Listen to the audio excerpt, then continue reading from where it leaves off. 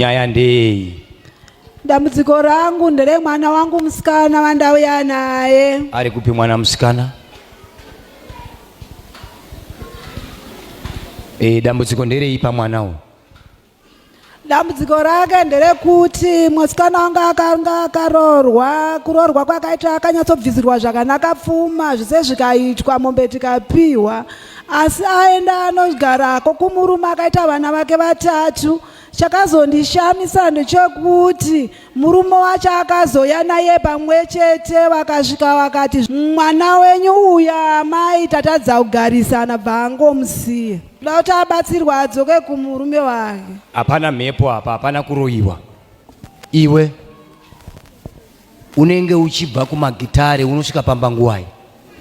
My 11, 12. Une vana 3 nemurume. Unoenda nani kumagitare uku?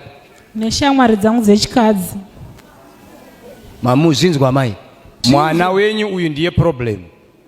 Anotamba nevanhu vasiri mudzimba, achiendwa nawo kumadhindindi. Imi munofungidzira kuti ndiani murume anodawo mukadzi anopinda pamba na 11. Saka uyu anofanira kutanga agadzirisa hunhu hwake. Akangonzwa kunzi kune magitara anobuda otoenda. Ndo nyaya ine mwana wenyu uyu ada kugadziriswa. Murume haana kana chi akamboshingirira wende munhu akanaka akamboshingirira asa. Chii chaunonzwa chaizvo? Unenge uchienda kunoitei kumagitare? Tinechingoti tiri kuenda kunofara nekunwa nevamwe. Aizvi. Wakomana.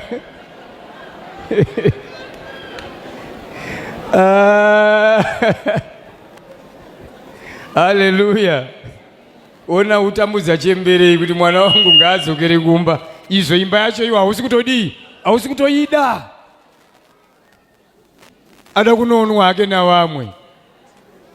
Chembere iri kunetseka, ndoidiko mwana wangu ndikunetseka. Vana amai kana marorwa musatambise mukana. Chengetai dzimba dzenyu.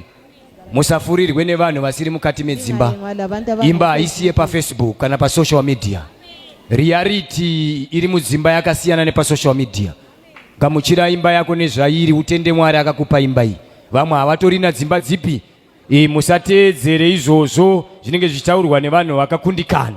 Kune vanhu vakakundikana vanongoerekana kucreate Facebook account hakudi 5O levels.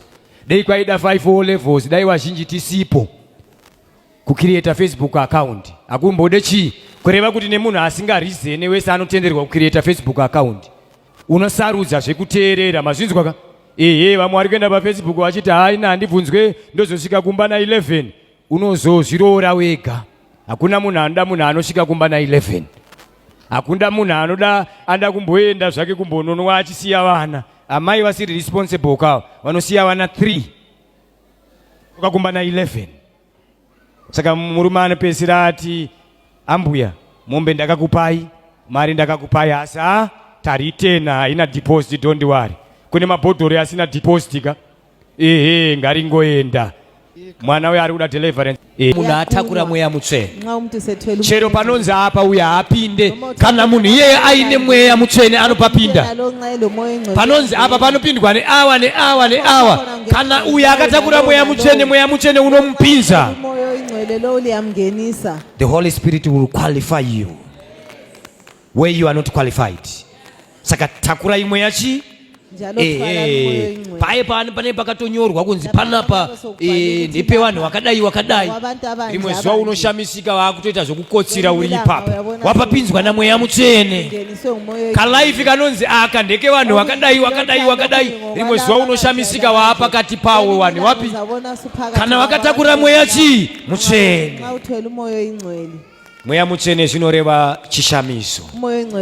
Kana tikange tina mweya mutsvene chete, zvinhu zvedu zvinofamba zvakadii? Zvakanaka. Kumbira mweya mutsvene kuti mweya mutsvene uya ngatinamata.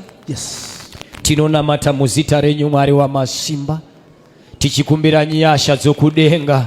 Uyai Mwari mutizarurire, uyai mweya mutiitire chakanaka. Uyai Mwari mutiropafadze, uyai Mwari mutiitirewo nyasha. Tinonamata muzita rako Mwari mweya mutsvene, tichikumbira nyasha zenyu isho kudenga. Mweya mutsvene Baba buruka, uya utitungamirire, uya utikomborere, uya utiropafadze Baba, uya ugare mandiri. Mweya mutsvene ndinonamata kuti uya Baba unditakure. Yes. I pray, Father, in the name of Jesus, for I seek the company of the Holy Ghost to be with me in this life. For I seek the company of Jesus to be with me in this life. Iti mweya mutsvene uya, mweya mutsvene ufambe neni, mweya mutsvene ugare pandiri, mweya mutsvene ushandure mararamiro angu. Baba, ndinoziva imi makashandura zvizhinji, neniwo nhasi ndinoda kushandurwa. Ndinonamatira mweya mutsvene, mweya munyaradzi, iwe ndakakupiwa naJesu. Uya unyaradze dambudziko remba yangu, uya unyaradze dambudziko remarriage yangu, uya unyaradze dambudziko riri pabasa pangu. Mweya mutsvene, mweya munyaradzi, Baba ndakakupiwa naJesu. Mweya mutsvene, mweya munyaradzi, iwe ndakakutumirwa naJesu. Uya unyaradze dambudziko reutano, uya unyaradze marwadzo ari panyama yangu. Mweya mutsvene, mweya mutsvene buruka Baba, uya undinyaradze mirishonga iri muupenyu wangu, uya uinyaradze. I pray in the name of Jesus. Holy Spirit, come down. Holy Spirit, Father, come down. May you come to comfort me. May you comfort my finances. May you comfort my marriage. May you comfort my health. May you comfort my business. May you comfort my family. Holy Spirit, I seek you now in the name of Jesus. May you come, Holy Spirit. May you come and comfort my life. May you come and put order into my life. Nothing is working, Father. Nothing is working in my life. Everything, Father. Everything is in a mess. Everything is scattered.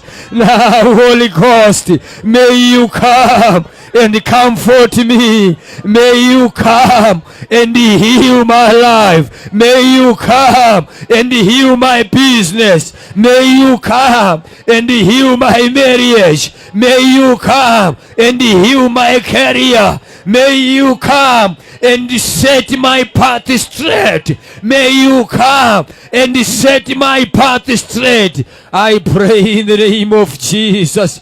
I seek you, Holy Spirit, Father. I seek you, Holy Ghost, now. I seek your company now. This week, Father. This week, Jesus. This week, Holy Spirit.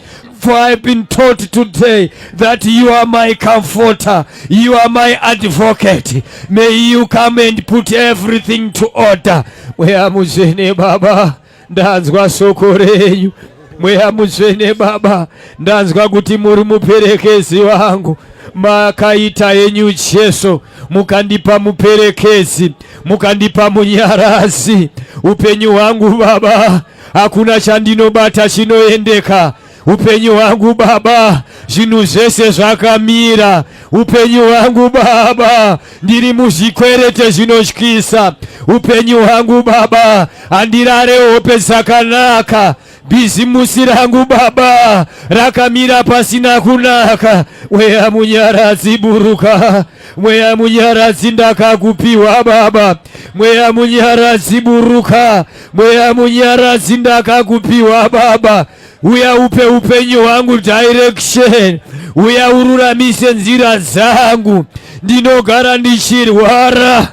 I seek your company now. I seek your touch now. Holy Ghost, come on my life and touch everything in my life. Everything in my life. I give it to you, Holy Ghost. Mweya mutsvene Baba. Mweya mutsvene Baba. Mweya mutsvene Baba. Mweya mutsvene munyaradzi. Uya undinyaradzewo Baba. Ndine mazuva ndichishanda asikushanda kwangu hakuna chire chakanaka. Mweya muzene munyarazi, uya unyarazi nyaya ziri kumatare zakatarisana neni.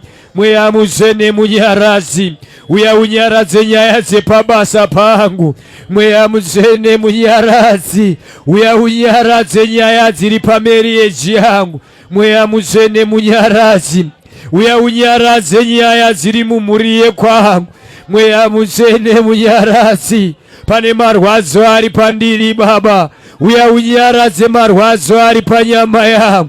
Mweya muzene munyarazi, ndanzwa nemarejection Baba, uya undinyarazewo mweya muzene, uya ugare mandiri Baba. Ndinoda kufamba newe, ndinoda kufamba newe Baba. I desire to see your power. I desire to walk in your company, Jesus. I desire to see your mighty power, Holy Ghost. Can you come and touch my life now, Jesus? Can you come right now, Holy Ghost, in the name of Jesus, and turn the tables now? Mweya muzene Baba, mweya muzene munyarazi, mazita mwari wa masimba. Amen.